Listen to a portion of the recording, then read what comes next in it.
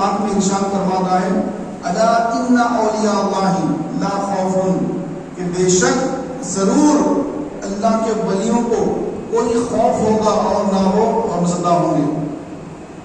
اولیاء اللہ، اللہ کے ولی، اللہ تبارک و تعالی جس کو اپنا ولی بنا لے تو اللہ تعالیٰ قیامت کے روز نہ اس کو خوفزدہ رکھے گا نہ غمزدہ رکھے گا، نہ اس کو کسی چیز کا خوف ہوگا اور نہ کسی چیز کا غم ہوگا۔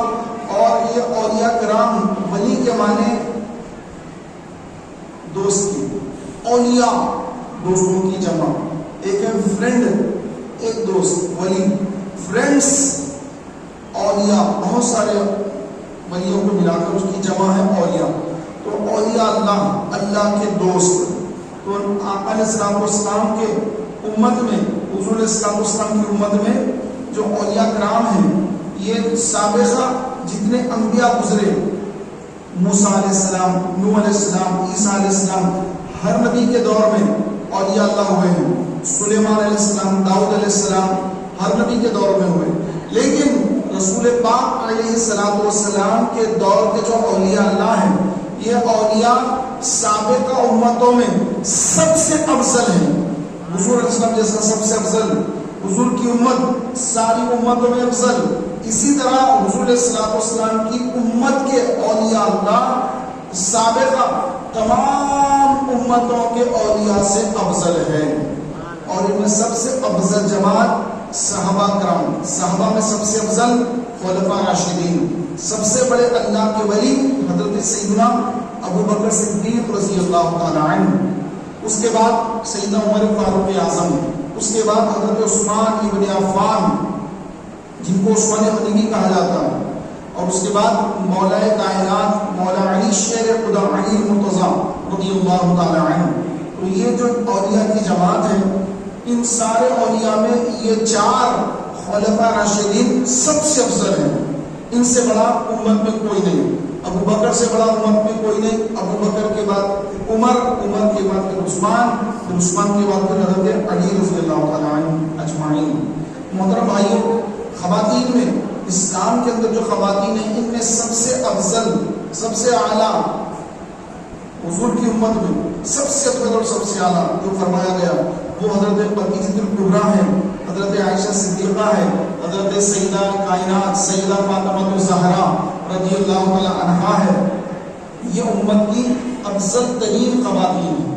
حضرت خدیجہ الکبریٰ رضی اللہ تعالی عنہا یہ وہ ولیہ ہیں کہ جنہوں نے سب سے پہلے خواتین میں اسلام قبول کیا۔ حضرت عائشہ صدیقہ رضی اللہ تعالی عنہا، ان کے بارے میں آپ علیہ السلام نے فرمایا کہ اللہ تعالیٰ نے جبریل کے ذریعے عائشہ کی تصویر ایک رومال میں، ریشمی رومال میں حضرت عائشہ صدیقہ رضی اللہ تعالی عنہا کی تصویر بھیجائی اللہ نے، ان کی شبیہ ان کو بتایا گیا کہ اے اللہ کے رسول، یہ دنیا میں اور آخرت میں چہرہ حضرت عائشہ صدیقہ کو بتایا گیا، سرکار کو بتایا گیا کہ یا رسول اللہ، جبریل آئے لا کر جو ایک چہرہ مبارکہ بتایا کہ یا رسول اللہ، یہ عائشہ صدیقہ رضی اللہ تعالیٰ عنہا ہے، یہ دنیا میں بھی آپ کی زوجہ ہے اور جنت میں بھی آپ کی زوجہ ہے۔ تو یہ امہات المومنین حضرت سیدہ فاطمہ زہرا حضور کی شہزادی، یہ امام حسن امام حسین کی امی جان، ان کا مقام یہ جنتی جوانوں، جنتی خواتین کی سردار ہے۔ تو امت میں یہ تین خواتین سب سے افضل ہیں، ان کے بعد دیگر خواتین ہیں۔ محترم بھائیوں، اللہ تبارک و تعالیٰ نے حضور علیہ السلام والسلام کی امت کے اندر جتنے اولیاء کرام پیدا فرمائے ہیں، ان سارے اولیاء کرام کو اللہ نے کمالات عطا فرمائے، ان کو اپنی طرف سے علم عطا فرمایا، اور لوح محفوظ پہ جو لکھا ہے کہ کس کے مقدر میں کیا لکھا ہے، یہ اولیاء کرام اس کو دیکھ لیتے ہیں، کیونکہ اللہ تبارک و تعالیٰ اپنے لیے نہیں لکھا کہ میں اس کو جو ہے دیکھ کے ان کے بارے میں یہ کروں گا، ان کے بارے میں یہ کروں گا، جیسے ہم کوئی نوٹ لکھ لیتے، اگر میں نے بھول نہ جاؤں چلو اس کو میں اپنے پاس لکھ کے ڈائری میں سیو کر لوں گا، یا اپنے موبائل میں چیزوں باتوں کو میں سیو کر لوں گا، وقت ضرورت کی چیزیں مجھے کام آئیں گی، تو یہ ہم بھولتے ہیں اس لیے اس کو لکھ کے رکھتے ہیں۔ لیکن اللہ تعالیٰ نے لوح محفوظ پہ جو کچھ مقدرات لوگوں کے مقدر لکھے ہیں کہ فلاں کے بارے میں، فلاں کے بارے میں، فلاں کے بارے میں. تو یہ اولیاء اللہ کے لیے اللہ نے لکھ دیا ہے کہ حضور صلی اللہ علیہ وسلم کے وسیلے سے، حضور کے طفیل میں اللہ جس کو جو علم عطا فرمائے گا وہ اپنے اس علم کی روشنی میں لوح محفوظ پہ لکھا دیکھ لے گا. یہ اولیاء کرام، یہ انہیں کو اللہ تبارک و تعالیٰ حضور کے وسیلے سے یہ علم عطا فرما دیتا ہے کہ وہ لوح محفوظ پہ پڑھ لیتے ہیں کہ کس کے مقدر میں کیا ہے. سیدنا غوث اعظم ہمارے پیر و مرشد حضور سیدنا غوث الاعظم شیخ عبد القادر جیلانی رضی اللہ تعالی عنہ، یہ آقا علیہ السلام کی امت کے افضل اولیاء میں کا شمار ہے. فرمایا گیا کہ تابعین جو ہیں، یعنی حضور اسلام کو جنہوں نے دیکھا وہ صحابہ کو جنہوں نے دیکھا وہ تابعین. تو تابعین کون؟ کہ وہ تابعین وہ ہیں کہ جو شریعت کے اوپر مکمل عمل کرتے ہوں اور عبادتیں کرتے ہوں، ریاستیں کرتے ہوں. ورنہ ایسے بہت سارے لوگ ہیں جو صحابہ کو دیکھے. یزید ہیں، یزید پلید، ان کے والد خود صحابی ہیں اور یہ کئی صحابہ کو اس نے دیکھا، کئی صحابہ کو شریک بھی کروایا. تو یہ بدترین آدمی ہے، تو یہ تابعی نہیں ہو سکتا. تو تابعی کے لیے وہی شرائط ہے کہ وہ سب سے پہلے شریعت مطہرہ کا پابند ہو، تو وہ تابعی. تو صحابہ کو جنہوں نے دیکھا وہ تابعین، اور تابعی کو جنہوں نے دیکھا پھر ان کی اتباع کی، شریعت کے مطابق زندگیاں گزاری، وہ تبع تابعی ہو گئے.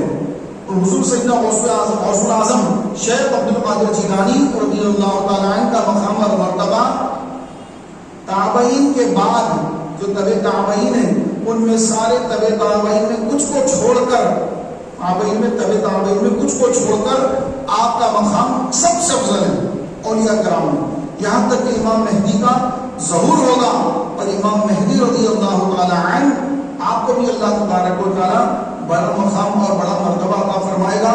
تو میرے پیارے بھائیوں، میں غوث اعظم کے بارے میں عرض کر رہا تھا کہ سیدنا غوث اعظم شیخ عبد القادر جیلانی رضی اللہ تعالی عنہ آپ لوح محفوظ پہ دیکھ کر اپنے مریدین کے مقدر پڑھ لیتے کہ کس کے مقدر میں کیا لکھا ہے. تو ایک شخص کے بارے میں لکھا تھا کہ وہ آپ سے بیعت ہو گیا. بیعت بھی کئی قسم کی ہوتی ہے. نبی کریم علیہ السلام نے بھی صحابہ سے بیعت لی، بیعت رضوان جس میں قرآن میں جس کا ذکر ہے. تو یہ بیعت رضوان کیا ہے کہ صحابہ کرام علیہ رضوان نے حضور علیہ السلام کے ہاتھ پر بیعت کی کہ یا رسول اللہ ہم آپ کے ہاتھ پر بیعت کرتے ہیں اور ہم آپ کا ہر حال میں ساتھ دیں گے. موسیٰ علیہ السلام کی قوم نے جس طرح سے موسیٰ علیہ السلام کو کہہ دیا تھا کہ اے موسیٰ آپ اور آپ کا خدا جا کے جنگ کرے، ہم تو اپنے گھروں میں رہیں گے. یہ موسیٰ کی قوم نے یہ کہا تھا، لیکن یا رسول اللہ ہم ایسا نہیں کہیں گے بلکہ آپ حکم فرمائیں تو ہم پہاڑوں سے چھلانگ لگا دیں گے، ہم سمندر میں کود جائیں گے، آپ کا ساتھ کبھی نہیں چھوڑیں گے. یہ بیعت حضور کے ہاتھوں میں صحابہ نے کی تھی. یہ بیعت رضوان، یہ بیعت ایمان حضور کے ہاتھ میں صحابہ نے کیا. اس کے بعد پھر صدیق اکبر خلیفہ بنے تو خلافت کی بیعت تمام صحابہ نے کی. پھر فاروق اعظم خلیفہ بنے، تمام صحابہ نے بیعت خلافت کی. پھر حضرت عثمان خلیفہ بنے، تمام صحابہ نے آپ کے ہاتھ پر بیعت خلافت کی. مولا علی رضی اللہ تعالی عنہ نے جب خلافت قبول فرمائی تو پھر تمام صحابہ کرام علیہ رضوان نے آپ کے دست ہاتھ پر اس پر خلافت کی بیعت حاصل کی. بعد میں کچھ اختلاف ہوئے، وہ ایک الگ مسائل ہیں. تو یہ ایک خلافت کی بیعت ہے. اس کے بعد حضرت سیدنا امام جعفر صادق رضی اللہ تعالی عنہ، امام جعفر صادق رضی اللہ تعالی عنہ یہ امام زین العابدین کے پوتے ہوتے ہیں، امام باقر کے شہزادے. تو انہوں نے جب بیعت کی تو پھر اس وقت کے بادشاہ نے پوچھا، خلیفہ نے پوچھا کہ آپ کون سی بیعت کر رہے ہیں؟ تو آپ نے فرمایا کہ میں بیعت خلافت نہیں کر رہا ہوں، میں تو لوگوں کی توبہ کرا رہا ہوں، توبہ کی بیعت لے رہا ہوں. تو پھر وہ خاموش ہو گیا، کیونکہ خلافت کی بیعت سمجھ کر وہ گھبرا گیا کہ کہیں میری حکومت کو کوئی خطرہ تو نہیں ہے. تو پیارے بھائیوں، یہ جو بیعت خلافت ہے یہ امام جعفر صادق رضی اللہ تعالی عنہ سے یہ شروع ہوئی ہے. تو یہ بیعت خلافت بیعت توبہ ہے، یعنی توبہ کرنا کہ بندہ توبہ کرے. تو حضور غوث اعظم یہ بھی جو ہے آپ ہی کی اولاد میں سے، امام جعفر صادق کی اولاد میں سے. تو آپ نے جب بیعت کی لوگ آپ کے ہاتھ پر بیعت کرنے لگے کہ آپ کے ہاتھ پر بیعت کرتے گناہوں سے توبہ کرتے. جو بیعت ہو جاتا روحانی فیض جو حضور سے حضرت علی کو ملا حضرت علی سے امام حسین کو ملا، امام حسین سے امام زین العابدین کو ملا، امام زین العابدین رضی اللہ تعالیٰ سے امام باقر کو ملا، امام باقر سے امام جعفر صادق کو ملا، اور یہ سلسلہ چلتے چلتے چلتے سیدنا غوث اعظم شیخ عبد القادر جیلانی تک آیا، اور پھر اب تک یہ سلسلہ جاری ہے، آج بھی یہ سلسلہ جاری ہے، اور انشاءاللہ صبح قیامت تک یہ غوث اعظم کا سلسلہ جاری و ساری رہے گا۔ محترم بھائیوں، جب غوث پاک کے مرید کے حق میں آپ نے دیکھا مقدر میں لکھا ہے کہ میرا جو یہ مرید ہے، یہ جو اس سے بیعت ہوا ہے، کہ اس کا مقدر آپ نے پڑھا لوح محفوظ پہ لکھا ہوا ہے کہ یہ شخص زنا میں مبتلا ہوگا، اس کے بارے میں لکھا اللہ تعالیٰ نے کہ یہ شخص زنا میں مبتلا ہوگا، یہ زنا کاری میں مبتلا ہوگا، الگ الگ لوگوں کے ساتھ یہ زنا، الگ الگ خواتین کے ساتھ یہ حرام کام میں مبتلا ہوگا۔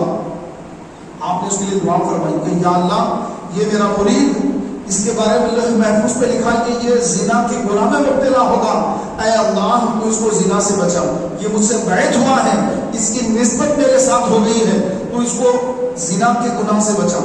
فرمایا گیا کہ اس کے بارے میں لکھا تھا کہ 70 عورتوں کے ساتھ وہ زنا میں مبتلا ہونے والا ہے، یہ لکھا ہوا ہے۔ سیدنا غوث اعظم نے اس کے لیے دعا فرمائی۔ اب دعا اس لیے اللہ کی بارگاہ میں قبول ہوئی کیونکہ جب اولیاء کرام دعا کرتے ہیں ان کی دعا اللہ تعالیٰ قبول فرماتا ہے، مستجاب دعوات کے وہ منصب پہ فائز ہوتے ہیں کہ جب وہ جس کے لیے دعا کر دیں اللہ اس کی دعا کو ان کے حق میں قبول فرما لیتا ہے۔ تو غوث اعظم کی دعا بھی قبول ہو گئی، اور ایک نوجوان جس کے بارے میں لوح محفوظ پہ لکھا ہوا ہے، وہ نوجوان صبح فجر کے ساتھ ہی حضور غوث پاک کی بارگاہ میں آیا اور عرض کرنے لگا کہ اے میرے پیر و مرشد سیدنا غوث اعظم، حضور میں بڑی تکلیف میں ہوں کہ میرے ساتھ رات میں یہ ہوا کہ مجھے احتلام ہو گیا، تو میں غسل کیا تو پھر آ کے سویا تو پھر احتلام ہو گیا، پھر میں غسل کیا پھر آ کے سویا تو پھر احتلام ہو گیا، اس طرح 70 مرتبہ رات میں مجھے احتلام ہوا اور میں 70 مرتبہ غسل کیا اور میری طبیعت بہت زیادہ خراب ہو گئی، اب میں کیا کروں؟ سیدنا غوث اعظم نے فرمایا اے میرے مرید گھبرا مت کہ تیرے بارے میں لوح محفوظ پہ میں نے پڑھا کہ تو الگ الگ 70 عورتوں کے ساتھ زنا کرے گا، تو میں نے اللہ کے حضور تیرے لیے دعا کی کہ اللہ یہ میرا مرید اس کے بارے میں لکھا ہے کہ 70 عورتوں کے ساتھ زنا کا گناہ کرے گا، تو میں نے تیرے لیے اللہ کی بارگاہ میں دعا کی، تو اللہ نے اس دعا کی برکت سے اس زنا کے گناہ کو اللہ نے احترام میں تبدیل کر دیا، کیونکہ شرعی مسئلہ یہ ہے کہ جب کسی کو احترام ہو جائے تو اس کے پر کوئی گناہ نہیں ہے، اس پر کوئی گناہ نہیں ہے، کیونکہ رات میں آدمی سو رہا احترام ہو گیا تو سونے پر کوئی احترام ہونے پر کوئی گناہ نہیں ہے۔ جان بوجھ کر اگر زنا کاری میں مبتلا ہوگا تو پھر وہ زنا کا گناہ لکھا جائے گا۔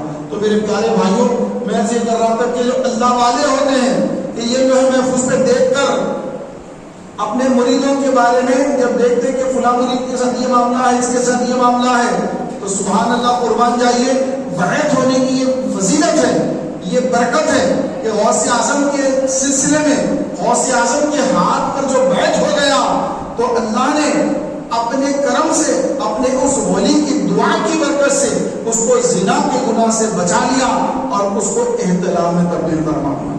تو یہ لوح محفوظ پہ لوگوں کے مقدرات یہ اولیاء اللہ پڑھتے ہیں، یہ اولیاء کرام پڑھتے ہیں، اور پڑھ کر اپنے چاہنے والوں کی مشکلات اور گناہوں کو دعاؤں کی برکت سے اللہ کی حضور دعائیں کر کر کے ان کو ایسے گناہوں سے بچاتے ہیں۔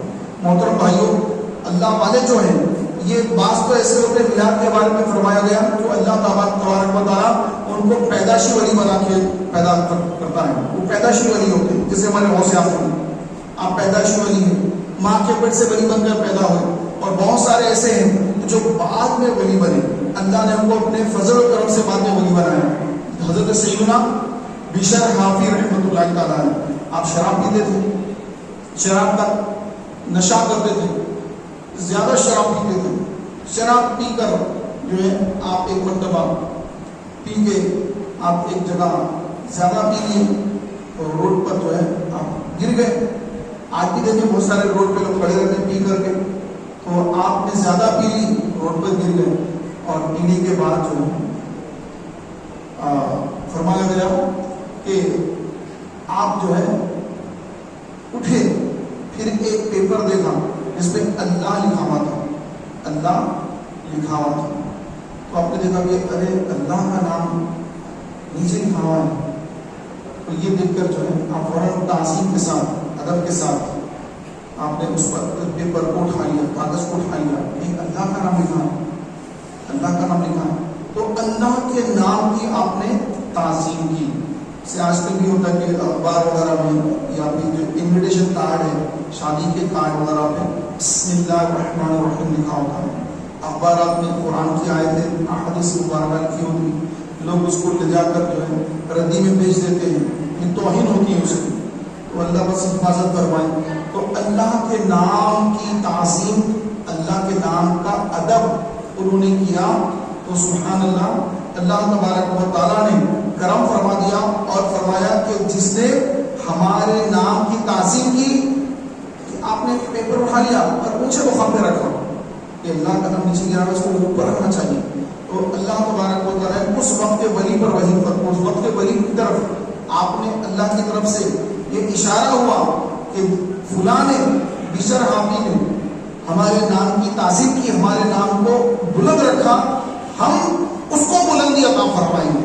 پھر کیا تھا؟ سبحان اللہ، صبح ہوئی تو پھر آپ جو ہے جس گناہ کی طرف جاتے تھے اس گناہ سے اللہ نے آپ کے دل میں اس گناہی سے نفرت ڈال دی، اور گناہوں سے کس قدر آپ کو نفرت ہو گئی، اور پھر آپ نے توبہ کر لی، اور توبہ کر کے اللہ کے حضور نمازوں کی پابندی شروع کر دی، تہجد گزار بن گئے، ذکر اللہ میں رہنے لگے، اور ہمیشہ ہمیشہ آپ کی زبان سے اللہ کا ذکر جاری رہتا. تو آپ اس قدر باحیا ہو گئے کہ چرند پرند جو ہوتے ہیں، یہ جو جانور ہوتے ہیں، وہ جانور جو ہے وہ آپ کی تعظیم اور آپ کے ادب میں، روڈ پر، راستے میں وہ کبھی مینگنی نہیں کرتے اور اپنی گندگی جو ہے وہ زمین پہ نہیں کرتے. وہ اس لیے کہ حضرت بشر حافی رضی اللہ تعالیٰ عنہ آپ عاجزی کے طور پر ننگے پیر رہتے ہیں. عاجزی کے طور پر میں کیا چپل پہنوں، کیا جوتا پہنوں، میں تو اللہ کا گناہ گار بندہ ہوں. عاجزی ان کی ساری اس قدر کہ آپ بغیر چپل بغیر جوتے کے رہتے. تو آپ کے ادب میں، آپ کی تعظیم میں بکریاں، بیل، بھینس، گائے وغیرہ لیڈ نہیں کرتے راستے میں. ارے بشر آپ کی ننگے پیر چلتے ہیں، کہیں ان کے پیروں کو ہماری گندگی نہ لگ جائے. پھر جب آپ کا وصال ہوا، وصال کو لوگوں کو نہیں معلوم، آپ کا وصال ہو گیا. تو جب وصال ہو گیا تو راستے میں جانوروں نے لیک کر دی. لوگ حیران ہوئے کہ یہ کیا ہو گیا کہ جانوروں نے راستے میں لیک کرنا شروع کر دی، کہیں بشر آپ کا انتقال تو نہیں ہو گیا. جاؤ جا کے معلوم کرو مسجد میں. تو گئے، جا کے معلوم کرے تو پتا چلا کہ آپ کا تہجد کے وقت انتقال ہو گیا. تو جب اللہ کے بندے اللہ کے حضور جب سچی توبہ کرتے ہیں تو اللہ تعالیٰ ان کا ادب، ان کی تعظیم نہ صرف انسانوں میں بلکہ اللہ تبارک و تعالیٰ ان کا ادب جانور کے اندر بھی پیدا فرما دیتا ہے. یہ تاثیر اللہ کی حضور توبہ کرنے سے پیدا ہوگی. فرمایا گیا کہ ایک نوجوان جب اللہ تعالیٰ کی بارگاہ میں سچے دل سے توبہ کر لیتا ہے تو اللہ تبارک و تعالیٰ جہاں وہ نوجوان رہتا ہے اس کے اطراف جو قبرستان ہیں، اس قبرستانوں میں 40 ہاتھ جتنی دور تک قبرستان ہیں، ان سب قبرستانوں کے جو مرحومین ہیں ان سے عذاب قبر اٹھا لیتا ہے، قبر کا عذاب اٹھا لیا جاتا ہے.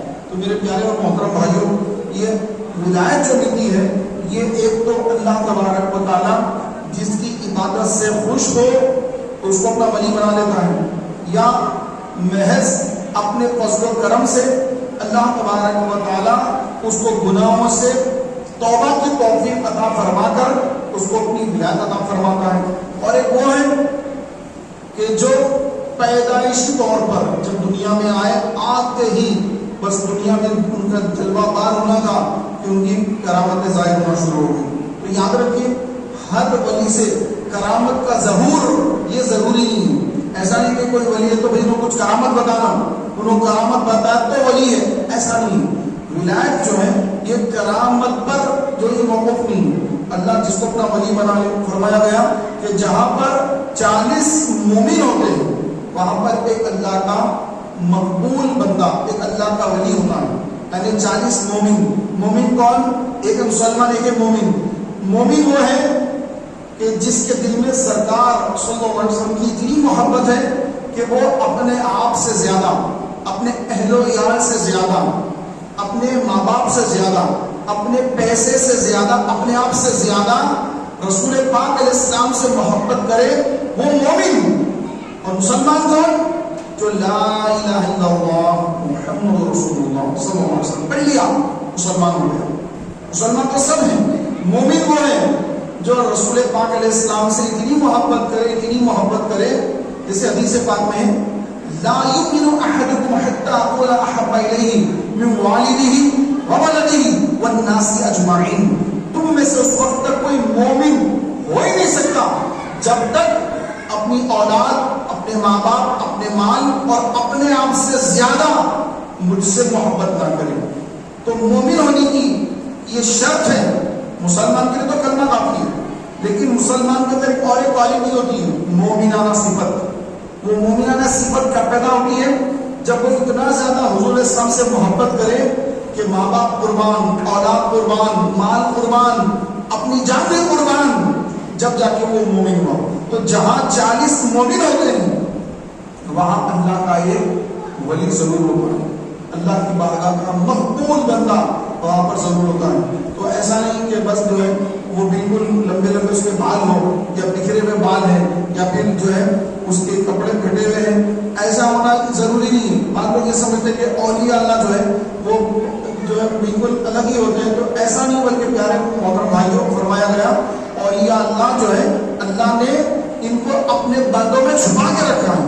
کون ہے اللہ کا ولی ہم نہیں جانتے، کون اللہ کی بارگاہ کا مقبول ہے ہم نہیں جانتے. اس کے اندر بھی الگ الگ معاملات ہوتے ہیں.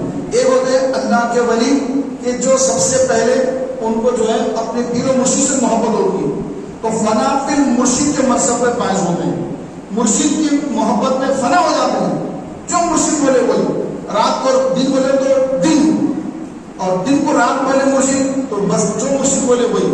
تو یہ فنا فی المرشد کا ایک منصب ہوتا ہے. اور اس سے اعلیٰ درجہ ہوتا ہے فنا فی الرسول، رسول کی محبت میں فنا ہو جانا. فنا فی رسول، فنا فی رسول کون؟ اعلیٰ حضرت امام اہل سنت فنا فی رسول کے منصب پہ فائز ہے. رسول کی محبت میں فنا ہو جانا. فنا فی رسول، رسول اللہ صلی اللہ علیہ وسلم کی محبت میں فنا ہو جانا. بس سرکار کی محبت، سرکار کی آل کی محبت فنا ہو گیا اس کے اندر. فنا فی رسول. اب اس سے اور ایک درجہ بڑھ کے فنا فی اللہ، اللہ کی محبت میں فنا ہو جانا. جب بندہ اللہ کی محبت میں فنا ہو جاتا ہے تو اتنا اس کو اللہ سے محبت ہو جاتی ہے کہ اللہ کی محبت میں وہ فنا ہو جاتا ہے. اب اس کا ذہن کام کرنا چھوڑ دیتا ہے. اللہ کی محبت، اللہ کی شدید محبت، تو فنا فی اللہ، اللہ کی محبت میں مستغرق ہو گیا. ایسی کیفیت ہو گئی کہ اس کو اپنا خیال ہی نہیں، کپڑے پہنا نہیں پہنا خبر نہیں، دانت صاف کیا، برش کیا، مسواک کیا، ہوش ہی نہیں ہوتی، چہرہ دھویا چہرہ نہیں دھویا خبر ہی نہیں، لباس پھٹے ہیں یا اچھے ہیں، میلے ہیں صاف ہے کوئی خبر نہیں. برکسار جو ہے تھوک بہ رہا ہے، رال بہ رہی ہے، اور آنکھوں میں اس کے میل بھرا ہوا ہے، اور ایسے کپڑے ہیں، اور داڑھی اس کی بڑھ گئی، مونچھ بڑھ گئے ہیں، کوئی اس کو اپنی خبر ہی نہیں. تو یہ فنا فی اللہ کا وہ منصب ہے کہ بس وہ اللہ کی محبت میں اس قدر ڈوب گیا کہ اس کا ذہن کام کرنا چھوڑ دیا. جب کسی بندے کی ایسی کیفیت پیدا ہو جاتی ہے تو شریعت کا قلم اس کے اوپر سے اڑ جاتا ہے. اب وہ نماز پڑھے نہ پڑھے اس پر گرفت نہیں ہے، رمضان کے روزے رکھے کہ نہ رکھے اس پہ گرفت نہیں ہے. کیوں؟ شریعت کا قلم اللہ نے اٹھا دیا، کیونکہ وہ بندہ فنا فی اللہ کے منصب پر آ گیا. اب اس کا ذہن، اس کا دماغ اس کو تجلیات کو برداشت نہ کر سکا اور کام کرنا چھوڑ دیا. جیسے موسیٰ علیہ السلام جب اللہ تبارک و تعالیٰ کی بارگاہ میں کوہ طور پر عرض کیے کہ اللہ ربی ارینی، میں تجھے دیکھنا چاہتا ہوں. رب نے فرمایا کہ ہرگز نہیں دیکھ سکتے ہیں موسیٰ، تمہیں وہ طاقت رہیں گے تو ہمارا جلوہ دیکھ سکو. لیکن آپ نے اللہ کی بارگاہ میں عرض کی کہ مولا میں تجھے دیکھنا چاہتا ہوں. میں تجھے دیکھنا چاہتا ہوں، میں تجھے دیکھنا چاہتا ہوں۔ تو پھر رب نے فرمایا کہ اے موسیٰ کوہ طور کی طرف ایک نظر دیکھو۔ اللہ نے اپنی تجلیات میں سے ایک کروڑویں تجلی کوہ طور پر ڈالی۔ طور کا پہاڑ کوہ طور جل گیا۔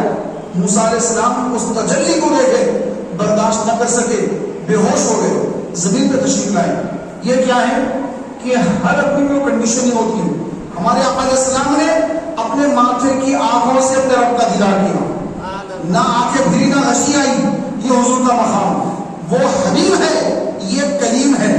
اور پھر اولیاء اللہ جو ہیں، تو یہ اللہ کی جب محبت پیدا ہو جاتی ہے تو پھر اس قدر زیادہ ان کے اندر محبت پیدا ہو جاتی ہے، ان کا دماغ کام کرنے چھوڑ دیتا ہے۔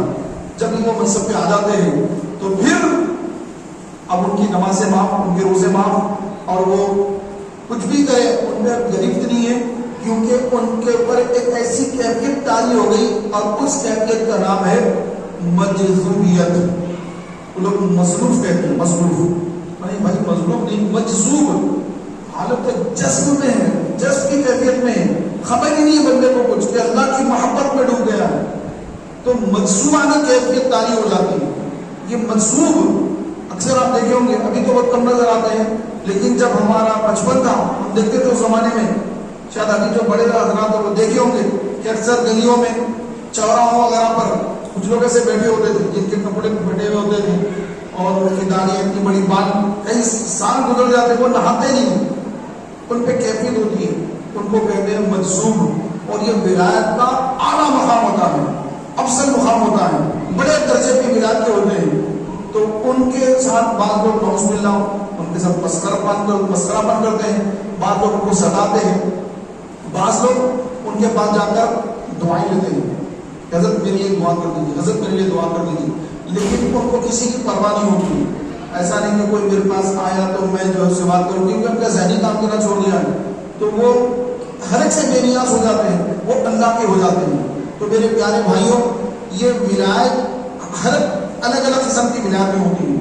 بعض اولیاء اللہ وہ ہیں کہ جو زمین پہ ہوتے ہیں، کہ جو علماء کرام ہوتے ہیں، کیونکہ اللہ تبارک و تعالیٰ جب کسی کو اپنا ولی بناتا ہے تو سب سے پہلے اس کو عالم بناتا ہے۔ تو اللہ اپنا دوست ولی بنانے سے پہلے اس کو علم کے زیور سے آراستہ کرتا ہے۔ تو ہر اللہ کا ولی عالم دین ہوتا ہے، بعد میں اللہ تعالیٰ اس کو ولایت سے سرفراز فرماتا ہے۔ محترم بھائیوں، ایسا نہیں ہے کہ ہر ولی ایسی حالت میں ہو کہ بس اس کے پھٹے پرانے کپڑے، ایسا نہیں ہے، بلکہ صدیق اکبر جو سارے اولیاء امت میں جتنے لوگ ہیں سارے لوگوں میں سب سے افضل ہیں، لیکن خلافت کے امور آپ نے پورے سنبھالے۔ اس کے بعد فاروق اعظم، خلیفہ دوم، یہ سارے مجذوب، سارے غوث، سارے قطب، سارے ابدال، سارے اوتاد، سارے غوث الاقواس، جتنے ولایت کے الگ الگ درجے ہیں، ان سب میں سب سے افضل درجے پر سیدنا فاروق اعظم، پھر اس کے بعد سیدنا عثمان ابن عفان، پھر مولا علی شیر خدا رضی اللہ تعالیٰ عنہ، اور مولا علی رضی اللہ تعالیٰ عنہ ہی کے فیضان سے اب صبح قیامت تک اولیاء اللہ دنیا میں آتے رہیں گے، یہاں تک کہ امام مہدی رضی اللہ تعالیٰ عنہ کا ظہور ہو جائے گا۔ اور امام مہدی سرکار علیہ السلام نے فرمایا کہ مہدی آئیں گے، میری امت میں 3 غوث ہیں، ایک امام حسن، دوسرے غوث اعظم شیخ عبد القادر جیلانی، تیسرے امام مہدی رضی اللہ تعالیٰ عنہ۔ ابھی تشریف نہیں لائے، قیامت کے قریب آئیں گے، تو وہ کون ہوں گے؟ سرکار کی آل میں سے ہوں گے، سیدہ فاطمہ زہرا کی اولاد سے ہوں گے، مولا علی کی اولاد سے ہوں گے، امام حسن امام حسین کی اولاد نجیب الطرفین سے ہوں گے، اور آپ کی والدہ ماجدہ کا نام آمینہ، حضور علیہ السلام کے بیٹے کا نام بھی آمینہ، اور امام مہدی کے والد کا نام عبداللہ، رسول پاک علیہ السلام کے والد گرامی کا نام بھی عبداللہ۔ سرکار فرماتے ہیں کہ میری آل میں سے مہدی آئیں گے، قیامت کے قریب آئیں گے، اور اس وقت روئے زمین کے سارے اولیاء اللہ، سارے ولی مکہ مکرمہ میں جمع ہو جائیں گے۔ پھر اللہ تبارک و تعالیٰ کی طرف سے اشارہ ہوگا کہ میرا خلیفہ مہدی، سب لوگ مہدی کے ہاتھ پر بیعت کریں، تو سارے لوگ امام مہدی رضی اللہ تعالیٰ عنہ کے مبارک ہاتھ پر بیعت کریں گے، اور اس کے بعد ملک شام جو سیریا ہے، دمشق ملک شام، امام مہدی تشریف لے جائیں گے، اور اس کے بعد وہاں پر پوری فوجیں جمع ہوں گی اور بہت بڑی جنگ ہوں گی، اور دجال کو مارا جائے گا، دجال مرے گا، اور اسرائیل کا خاتمہ ہو جائے گا، اسرائیل تباہ برباد ہو جائے گا، اور سارے کفار، سارے یہود نصارہ سب کا خاتمہ ہوگا، اور امام مہدی رضی اللہ تعالی عنہ پوری دنیا میں آپ ہی کے ڈنکے بجیں گے، آپ کے ساتھ حضرت سیدنا عیسیٰ علیہ السلام ہوں گے جو دجال کا قتل کریں گے، نیزہ ماریں گے دجال کو، اور دجال کا خاتمہ ہوگا، پوری دنیا میں امن سکون ہوگا، اور کہیں کوئی جنگ نہیں ہوگی، کہیں کوئی فتنے نہیں ہوں گے، کہیں فساد نہیں ہوگا، کہیں کسی کا قتل نہیں ہوگا، کہیں کسی گھر میں چوری نہیں ہوگی، کسی گھر میں ڈاکہ زنی نہیں ہوگی، کوئی ڈاکو نہیں ہوگا، ہر طرف اسلام کی بہاریں ہوں گی، ایک ہی مذہب اسلام۔ یہ امام مہدی کی آمد پر، اور عیسیٰ علیہ السلام جب آئیں گے تو پھر فرمایا گیا کہ عیسیٰ علیہ السلام تشریف لائیں گے تو اللہ تبارک و تعالیٰ ان کو نبی بنا کر کے بھیجے گا۔ اصل میں آپ نبی ہیں، اصلاً آپ نبی، لیکن جب دوبارہ دنیا میں اللہ بھیجے گا تو حضور صلی اللہ علیہ وسلم کا امتی بنا کر بھیجے گا۔ حضور کی امتی بن کے عیسیٰ علیہ السلام تشریف لائیں گے، صلیب کو توڑ دیں گے، خنزیر کو مار دیں گے۔ خنزیر جو ہے، سور، خنزیر جس کا گوشت اللہ نے حرام قرار دیا، لحم الخنزیر، یہ لحم الخنزیر، خنزیر کا گوشت یہ حرام اللہ نے کیا ہے، لیکن عیسائی لوگ اس کو کھاتے ہیں، تو عیسیٰ علیہ السلام خنزیر کو قتل کر دیں گے، اور جو سلیب، عیسائیوں کی جو سلیب ہے، جو اس کو جو ہے وہ سمجھتے ہیں کہ عیسیٰ علیہ السلام کو یہودیوں نے سولی پہ لٹکایا تھا، یہ ان کا عقیدہ ہے، لیکن اللہ نے قرآن مجید میں یہ فرما دیا کہ عیسیٰ کو تو اللہ نے چوتھے آسمان پہ اٹھا لیا۔ تو یہ ہمارا عقیدہ ہے کہ عیسیٰ علیہ السلام کو صلیب پہ نہیں لٹکایا گیا، عیسیٰ علیہ السلام کو اللہ نے چوتھے آسمان پہ اٹھا لیا، ان کو موت نہیں آئی، انہوں نے موت کا مزہ نہیں چکھا۔ کل نفس ذائقۃ الموت، ہر نفس کو موت کا مزہ چکھنا ہے۔ عیسیٰ علیہ السلام کو اللہ نے آسمانوں پہ اٹھا لیا ہے، تو نزول عیسیٰ علیہ السلام کا نزول ہوگا، وہ نازل ہوں گے دنیا میں دوبارہ، پھر زندگی گزاریں گے، نکاح بھی فرمائیں گے، اور پھر اس کے بعد آپ دنیا میں وصال فرمائیں گے، آپ کا وصال ہوگا، آپ کا انتقال ہوگا، آپ کی وفات ہوگی، اور پھر رسول پاک علیہ السلام کے روضے کے پاس آپ کی تدفین عمل میں آئے گی، اور جب قیامت کے روز اٹھیں گے، آقا علیہ السلام فرماتے ہیں کہ قیامت کا جب دن قائم ہوگا تو میں سب سے پہلے، جب لوگ خبروں سے اٹھیں گے تو سب سے پہلے میں اٹھوں گا، میرے بعد ابو بکر اور عمر ہوں گے، اور ہمارے ساتھ عیسیٰ علیہ السلام بھی ہوں گے۔ سبحان اللہ۔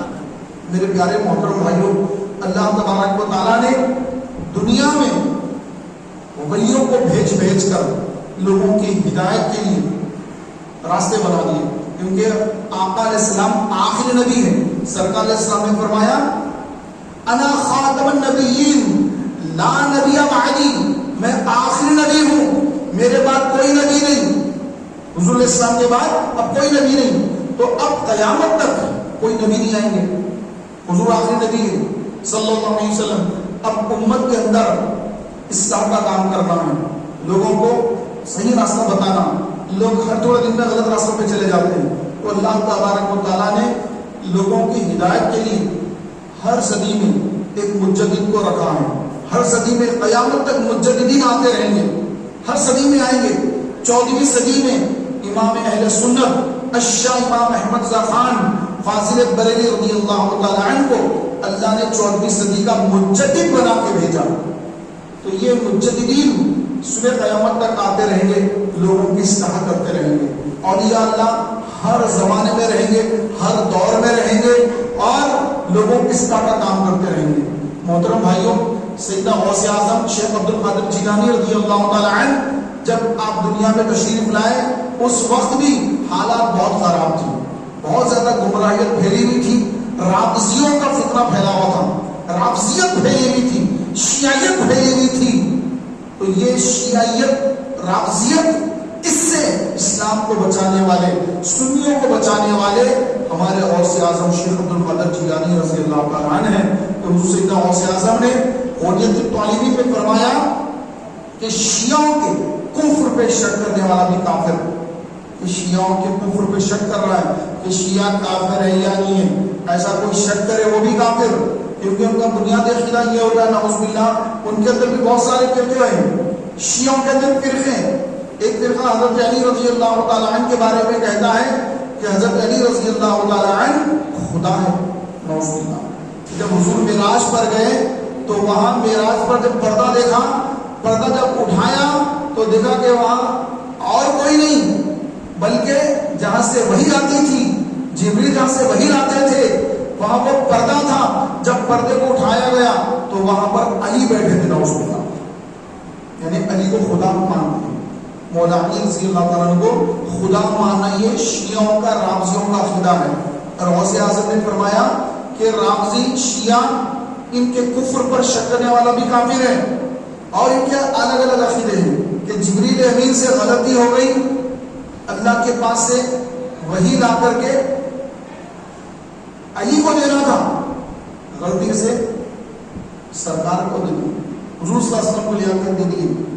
یہ ان کا عقیدہ. سارے نبیوں سے افضل حضرت علی کو کہنا یہ کفر ہے. تو ایسے کفریہ عقائد رافضیوں کے، تو ان کفریہ عقائد سے سنی مسلمانوں کو بچانے والے اس دور میں سیدنا غوث اعظم ہے. آج بھی ان کا فیضان جاری ہے. آج بھی غوث پاک کا آپ نام لیجئے سارے رافضی بھاگ جائیں گے، سنی ذریعہ جائیں گے. غوث کا نام لیجئے آپ، 11ویں شریف کا نام لیجئے آپ، 11ویں شریف کیجئے گھر کے اندر، غوث اعظم کا جھنڈا لگائیے، سارے روحانی جتنے جراثیم ہیں خود بخود اڑ جائیں گے. اس میں وہابیت کے جراثیم ہو یا رافضیت کے جراثیم ہو، غوث کا وہ نام ہے، غوث کا وہ جھنڈا غوث پاک کا کہ ہر قسم کے جراثیم کو دور کر دیتا ہے. یہ آپ غور کر لیجیے. آپ غوث پاک کا نام لیجیے، آپ سیدنا غوث اعظم شیخ عبد القادر جیلانی کا نام لیجیے، آپ غوث اعظم کہیے، آپ کا ایمان محفوظ رہے گا. یہ غوث کا فیض ہے. سرکار غوث اعظم، سرکار غریب نواز اور جتنے اولیاء ہیں تقریباً اولیاء اللہ یہ سارے کے سارے سادات میں ہیں. تقریباً اولیاء کرام، ہمارے غریب نواز، ہمارے غوث اعظم، بڑے بڑے اولیاء کرام سادات میں سے ہیں. اس سے ہٹ کر بہت سارے اولیاء ہیں جو سید نہیں ہیں، لیکن غوث اعظم کے جو پیر و مرشد ہیں وہ بھی سید نہیں ہیں، وہ بھی غیر سید ہیں. تو میرے پیارے بھائیوں، اللہ تبارک و تعالیٰ جس سے چاہے دین کا کام لیتا ہے، جس سے چاہے دین کی تبلیغ کا کام لیتا ہے. محترم بھائیوں، اللہ تبارک و تعالیٰ نے انسانوں کو بنایا اور ان کی ہدایت کے لیے انبیاء کو بھیجا، اور جب آخری میں سرکار تشریف لائے تو اس کے بعد نبیوں کا سلسلہ اللہ نے ختم کر دیا. لیکن سرکار نے فرمایا کہ میرے بعد 30 دجال آئیں گے جو نبوت کا دعویٰ کریں گے، جھوٹے نبوت کے دعوے دار ہوں گے. حضور کے دور میں ایک آ گیا اور آپ کے حضور سے کہنے لگ گیا کہ یا محمد میں بھی نبی ہوں. نعوذ باللہ. اس کا نام تھا مسلمہ کذاب. کہنے لگا کہ آپ میرے ساتھ معاہدہ کر لیجئے کہ مدینہ مکے کے آپ نبی، اور ریاض جو آج ریاض ہے اس کا پہلے کا نام تھا نجد، نون جیم دال، نجد، اور یہ کلا علاقے کا میں نبی. یعنی یوں سمجھے تلنگانہ آندھرا کیسا ہمارے پاس ہے، ایک تلنگانہ ہے ایک آندھرا ہے، تو وہاں پر ایک حجاز ہے ایک نجد ہے. تو وہ کہنے لگا کہ حجاز کے آپ نبی اور نجد کا میں نبی، آپ کے نظر سے معاہدہ کر لیجیے. رسول پاک علیہ السلام نے فرمایا کہ میں اللہ کا رسول ہوں. سرکار نے فرمایا کہ میں اللہ کا رسول ہوں اور تو جھوٹا ہے، تو کذاب ہے. ان کو بڑا برا دکھا کہ محمد صلی اللہ علیہ وسلم نے مجھے کذاب کہا. تو اس نے حضور علیہ السلام کے خلاف عالم میں بغاوت بلند کر دیا اور لوگوں کو گمراہ کرنا شروع کر دیا. میں بھی نبی ہوں، محمد نبی ہے تو کیا ہوا، میں بھی نبی ہوں. لوگ اتنے دیوانے ہوتے ہیں، بھولے بھالے ہوتے ہیں لوگ. آج بھی جو ہے قادیانوں کے پیچھے لوگ پھر رہے ہیں. اس زمانے میں بھولے بھالے لوگ جو ایسے شیطانوں کے چکر میں آ جاتے ہیں. جیسے آج کوئی وہابی بن جاتا، محرم کا مہینہ آتا تو کوئی رافضی بن کے جو ماتم کرنا شروع کرتا، علاقوں کو چلا جاتا، کوئی جماعتوں میں چلے جاتا، ارے بھائی جماعتوں میں تبلیغ میں جا کر نماز سیکھیں گے، مسواک کریں گے، جماعتوں میں چلے جاتے سنی بھائی پلٹ کے آ کے فاتحہ دینا بند کر دیتے، وہابی بن جاتے. تو پتہ نہیں ہوتا کہ کہاں جانا کہاں نہیں جانا. ہم اہل سنت ہیں، ہم یہ چیزوں میں نہیں جائیں گے، ہم نہ رافضی بنیں گے نہ وہابی بنیں گے، ہم اہل سنت جماعت ہیں، غوث اعظم کے سلسلے میں ہیں، اور ہم 11ویں 12ویں یہ ساری فاتحہ کرنے والے درود و سلام والے ہیں، ہم فاتحہ درود والے ہیں. لوگوں کو بعض لوگوں کو پتہ نہیں ہوتا، چلے جاتے سیدھے سمجھ میں آتا. اس زمانے میں بھی ایسے ہو گیا، لوگ چلے گئے اس کی باتوں میں. تو اس نے 40,000 لوگوں کو جمع کر لیا اور ان کو ٹریننگ دے دی، فوجی ٹریننگ دے دی، فوج تیار کر لی. یہاں تک کہ رسول پاک علیہ الصلوۃ والسلام دنیا سے پردہ فرمائے تو وہ اب جو ہے اعلان شروع کر دیا کہ محمد صلی اللہ علیہ وسلم اب پردہ کر لیے ہیں، اب نعوذ باللہ اب میں نبی ہوں. صدیق اکبر کا دور ہے. صدیق اکبر رضی اللہ تعالی عنہ نے 10,000 صحابہ کو جمع کیا. اتنے بولیے 10,000 صحابہ، 10,000 صحابہ کا علیہ رضوان کو صدیق اکبر نے جمع کیا اور فرمایا جاؤ جا کر مسلمہ کذاب جس نے نبوت کا دعویٰ کیا ہے، وہ جھوٹا نبوت کا دعوے دار ہے، وہ دجال ہے، اس کو جا کر اس کا قلعہ خرما کر کے آؤ، اس کا خاتمہ کر کے آؤ. تو حضرت خالد بن ولید رضی اللہ تعالیٰ عنہ آپ سپہ سالار اور یہ قافلہ نکلا یہاں سے 10,000 صحابہ کرام، یہ جیش، یہ مجاہدین کا لشکر، اور اس لشکر کے اندر وہ شخص بھی ہے جس نے حضرت امیر حمزہ کو شہید کیا تھا، وہ بھی اس کے اندر شامل ہے. اور انہوں نے کہا کہ میں زمانے جاہلیت میں حضرت امیر حمزہ کو شہید کیا تھا، تو رسول پاک نے مجھ سے فرمایا تھا کہ میرے سامنے مت آنا، اے وحشی میرے سامنے مت آنا، کہ تجھے دیکھنے سے مجھے میرے چچا حمزہ کی یاد آتی. تو میں اسلام قبول کر رہا لیکن حضور کی بارگاہ میں کبھی حاضر نہیں دیا کیونکہ سرکار نے مجھے منع کیا. اس زمانے کی بہترین شخصیت کو میں نے شہید کر دیا، حالت کفر میں تھا، لیکن اب میں اسلام لا چکا ہوں، اور اسلام لانے کے بعد اسلام کے سب سے بدترین دشمن کو میں قتل کروں گا.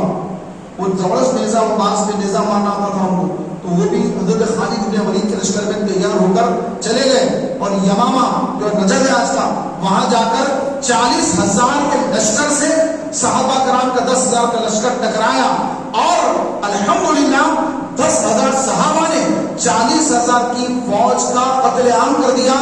اور دجال جو تھا مسلمہ کذاب، اس کو بھی وحشی نے اپنے نیزے سے مار کر اس کو قتل کر دیا، اس کو ختم کر دیا، اور وہ فتنہ صدیق اکبر کے دور میں ہمیشہ ہمیشہ کے لیے ختم ہو گیا. لیکن اس کے بعد پھر ہر دور میں آتے رہے.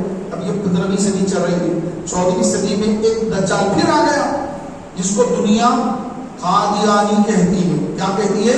قادیانی.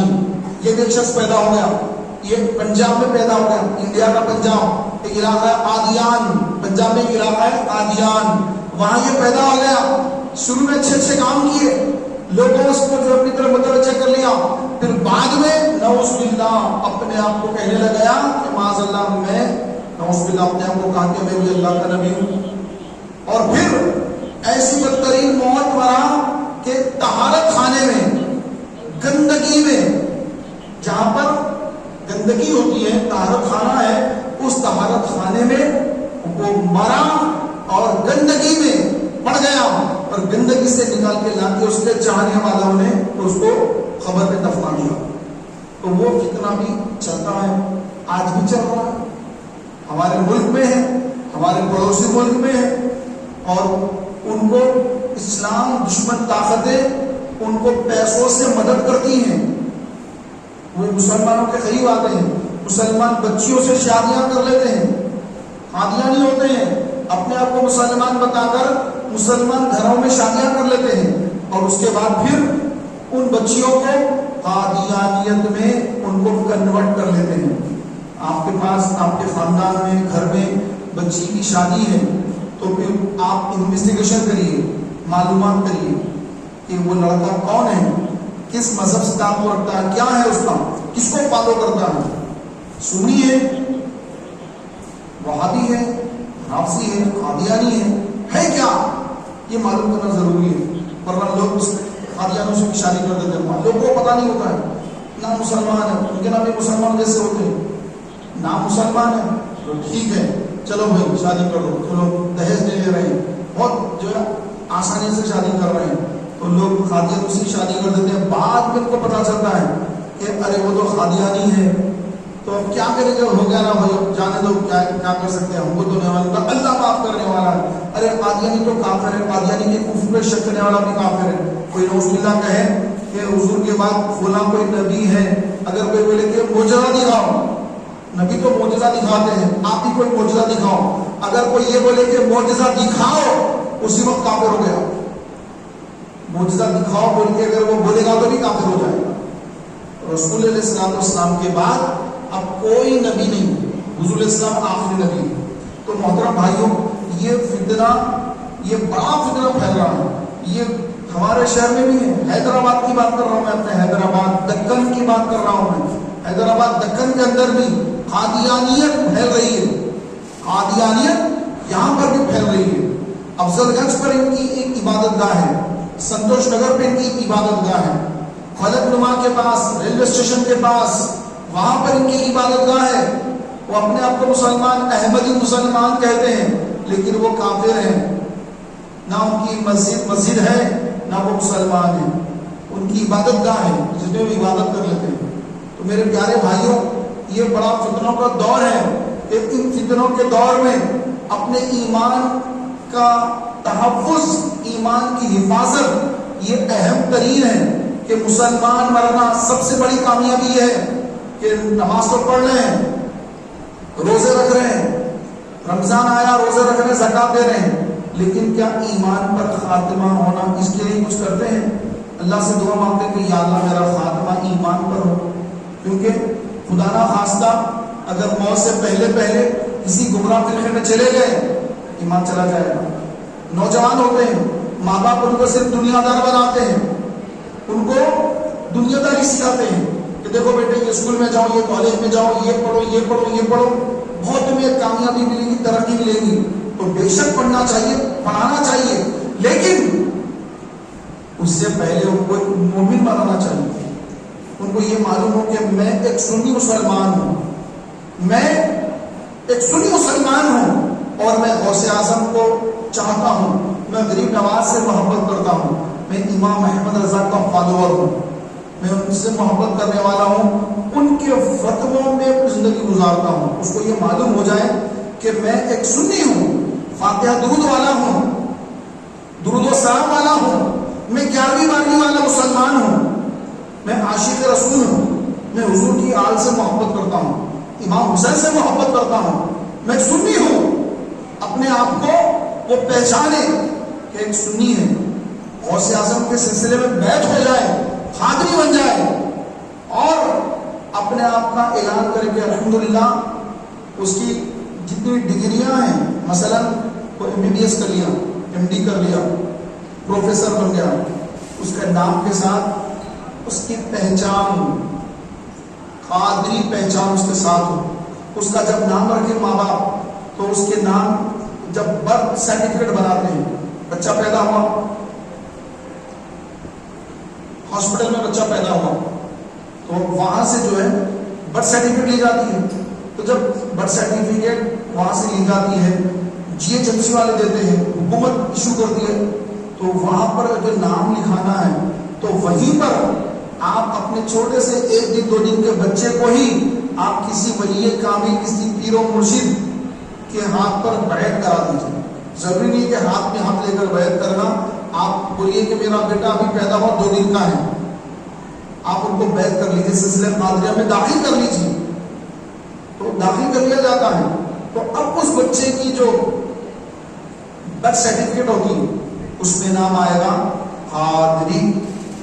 ایک بار نام جب اس کی برتھ سرٹیفکیٹ میں آ گیا, تو اب اس کے آدھار کارڈ پر, اس کے پاسپورٹ پر, اس کے 10th کے سرٹیفکیٹ پر, انٹر, ڈگریاں, وہ جتنی ڈگریاں حاصل کرے اس کا نام جو قادری ہوگا. تو پیدائشی قادری ہوگا.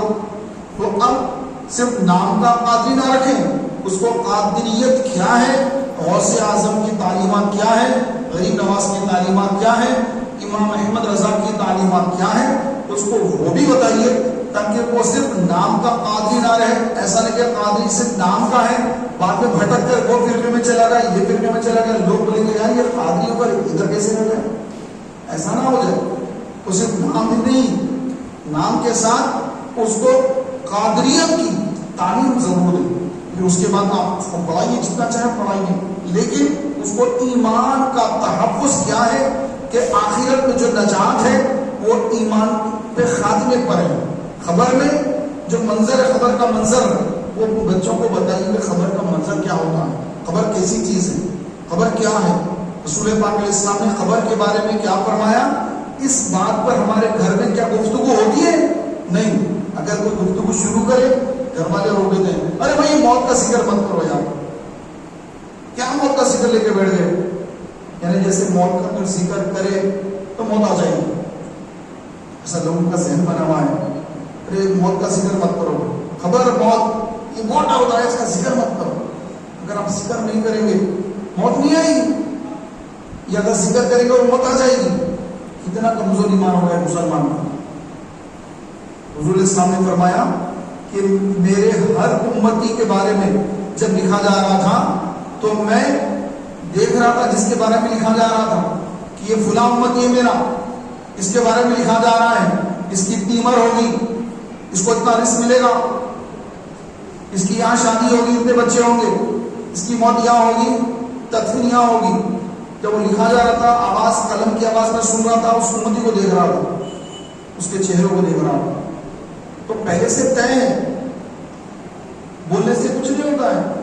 موت کا ذکر کرنے سے موت آ جائے گا, سب تھوڑا ہی. احادیث میں ذکر ہے موت کا, محدثین موت کا ذکر احادیث میں نقل کرے, صحابہ سے لے کے اب تک قرآن میں موت کا ذکر ہے.